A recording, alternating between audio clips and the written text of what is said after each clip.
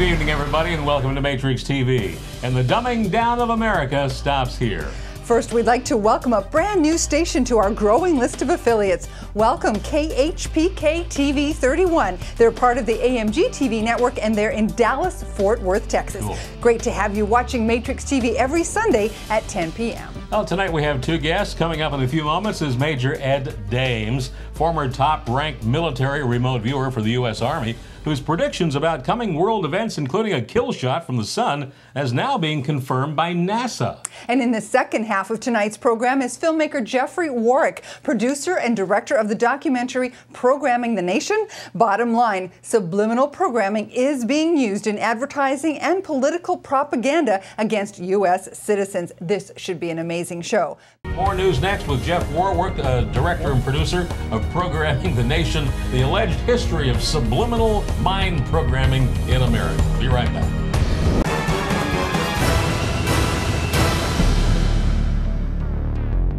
Welcome back to the second half of Matrix TV. Once again, we'd like to welcome KHPK TV 31 in Dallas, Fort Worth to our list of stations where we air Sunday nights at 10 p.m. What a hot time. Coming up is filmmaker Jeffrey Warwick, who says the government is using subliminal programming in advertising and political propaganda. He also states that we're all part of their elaborate scheme to program the entire nation. That's director-producer Jeffrey Warwick coming up in just a few minutes.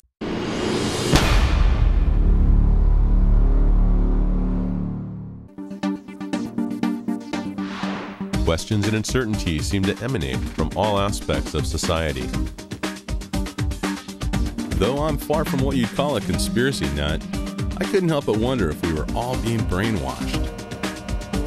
Conditioned like rats in a maze, with the goal of making us think, act, and believe certain things without any rational explanation or concern for the effects or the future.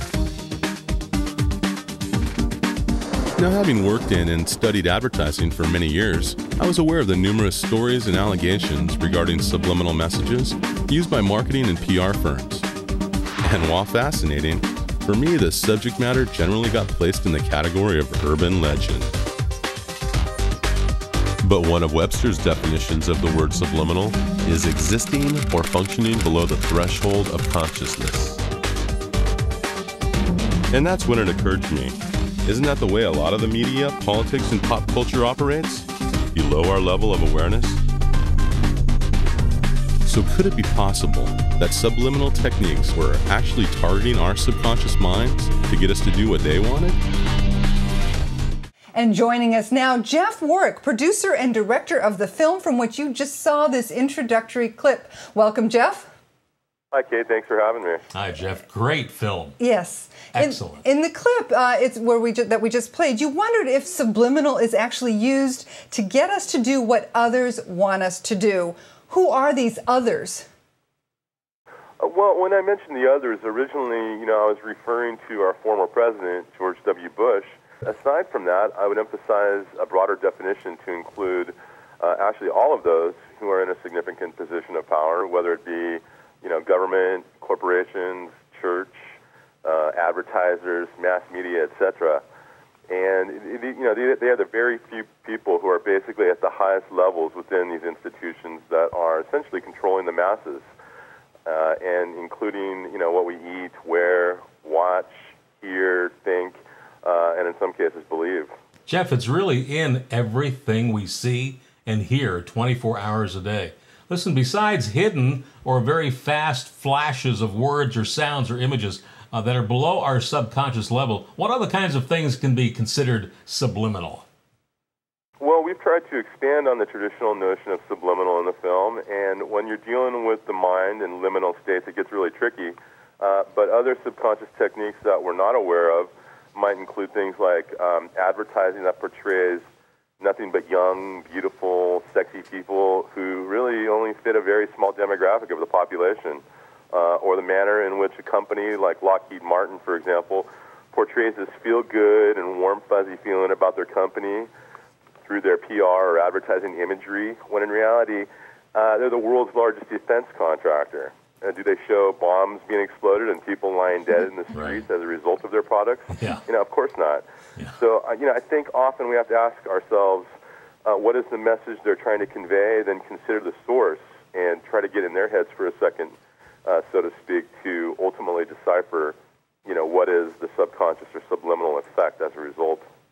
So you think these messages, subliminals or whatever they are, hidden messages, are they consciously in all cases put in by the ad agencies and by the people who are running political campaigns, or is it sometimes maybe a side effect, or is everything planned?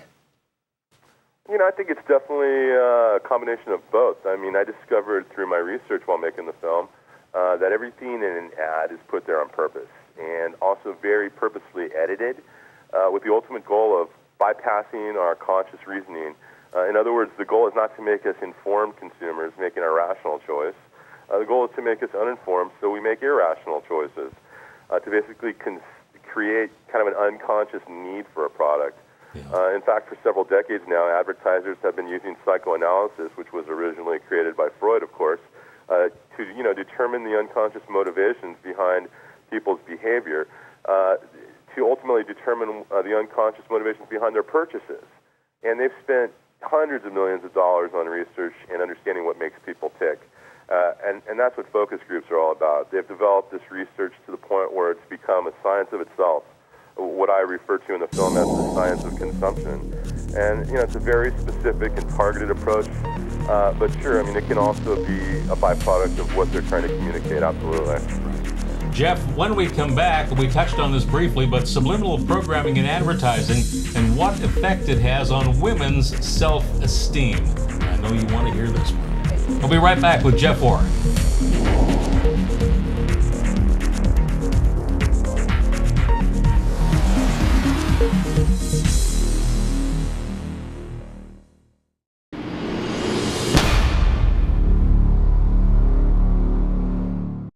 Behind closed doors, advertisers will even admit this. There's been memos that have been circulated, where insider advertising executives have said, it's our job to make women feel bad about themselves.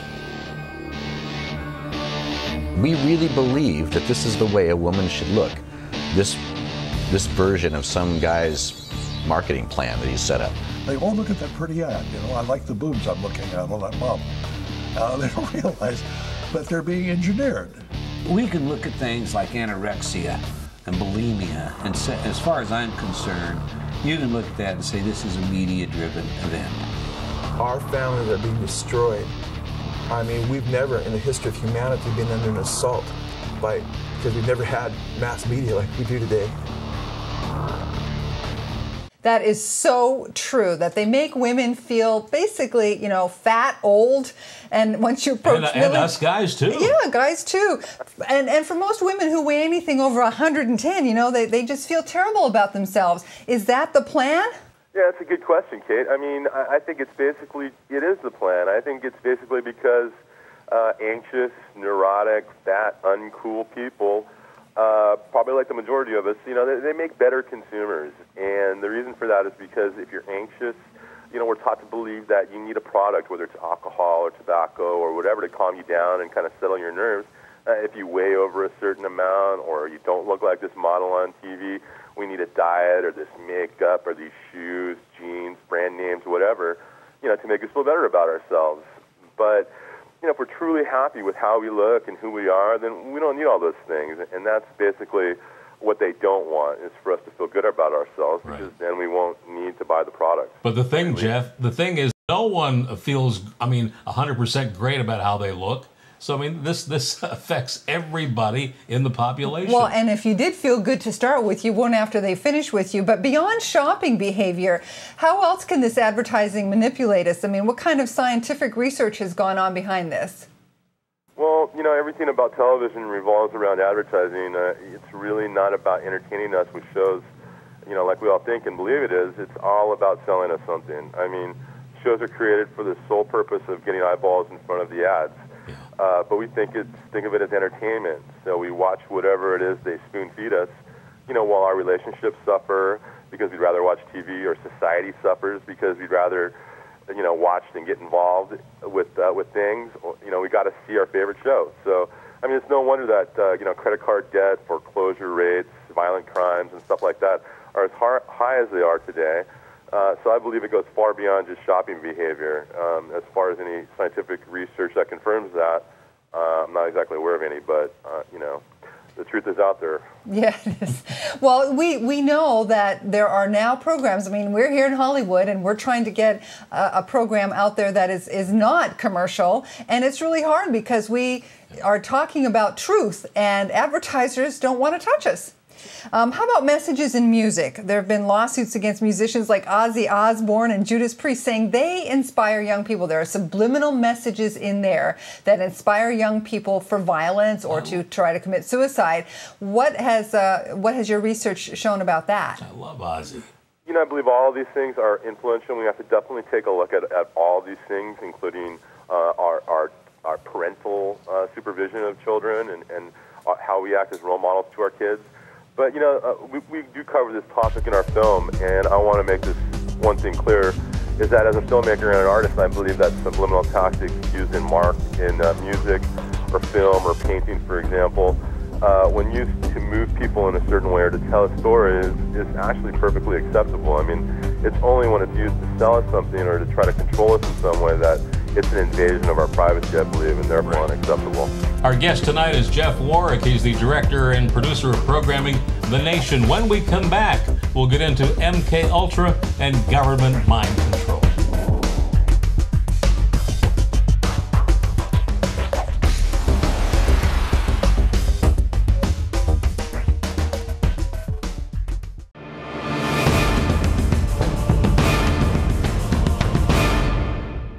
I wondered why other means of experimentation were used by the government and military in declassified projects like MK Ultra in the 60s. But the idea first was they looked at chemical means, telepathine, LSD, all of the psychoactive drugs to see what would happen. They also started to look at electromagnetic means, even as early as that, to manipulate behavior. Eventually, it came out on the President's Commission on the CIA activities within the United States that eventually showed that the CIA had been involved and the FBI involved and other agencies involved in mind control techniques being applied against American citizens without consent. And MK Ultra was a part of that. Welcome back to Matrix TV. Our guest is movie director, film documentary producer, Jeffrey Warwick. Jeff, besides MK Ultra, what other kinds of activities, and how does the government propagandize subliminally? Well, I mean, most recently under the Bush administration, the use of video news releases, or VNRs, which we explain in the film, are a good example of, I believe, subliminal government propaganda tactics. And VNRs are basically created by a public relations agency, usually, in order to communicate a specific message on behalf of a client, whether it's a politician or a corporation or a government office. They're then sent out to news stations around the country, and they're provided to them for free.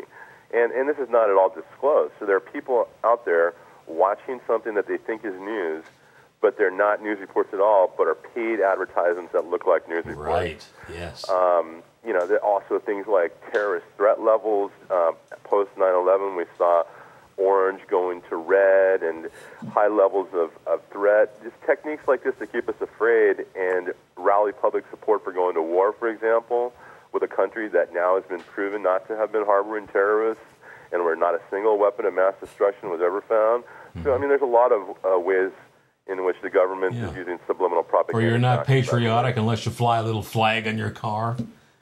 or agree to war. I mean, the senators and Congress people who voted for these wars, they're told, they're basically warned, if you don't do this, you're considered unpatriotic and you'll never, be elected again and you'll lose your pension or whatever. But I have a question for you, though, Jeff. How do we protect ourselves from this subliminal invasion? Well, I think that the best way to protect ourselves is first to have knowledge of what's taking place. So, just being aware is kind of helpful in and of itself. And then I think what would really help is to maybe for more of a movement to take place around the negative programming tactics of media and of particularly corporate media. I mean, there's about 5 or 6 companies that own almost everything that we listen to and watch and read. And, this is a crime in and of itself. I mean, so boycotting programs like that and just really doing whatever we can to raise our level of awareness, because when we do that, Dan, it's not hitting us subconsciously anymore. Right. Right. Well, Kate, subliminal. Kate and I must be, pretty unnormal, because we think about this stuff, and we have for years. Whenever we watch television or see a film or travel in our car anywhere, we seem to be aware of it. But I wonder how many other people really get sucked into this. Obviously, there must be tens of millions of people who buy it every day. Sex sells, right, Jeff? Oh, absolutely. I mean, it's pretty obvious that, I actually did a little study where I was categorizing advertisements that I saw in television, and sex was used far more than anything else, including humor or time is running out, you got to get this product. I mean, sex is the number one technique in selling products, absolutely. And the funny thing about it is that you can be totally aware of the fact that they put this gorgeous model in an ad to sell you Coors beer. I mean, you can know that all you want. The fact is, it's still going to work. Sure, exactly. Who the hell's looking at the beer? We're looking at her chest. Anyway, sorry, Jeff, thank you. How can people see your film, Jeffrey? Well, we're working on getting it out as soon as possible, and hopefully very, very soon. In the meantime, please, I recommend everyone to check out our website, which is programmingthenation.com. Right. We have a lot of clips there, trailers and things, other information for you, as well as updates on when the film will be coming out. Perfect. And also on YouTube. My YouTube channel is youtube.com/IgniteTheMind. Oh, Ignite the Mind. Great. Okay, Jeff, thanks so much for being on the show, and good luck with the film. Thank you, guys. Good night. Thank you, Jeff. Excellent film, and I really, really enjoyed it. Everybody in this country should see this film. They should. All right, when we come back, we'll let you know who's coming up next week and wrap it up. Stay with us.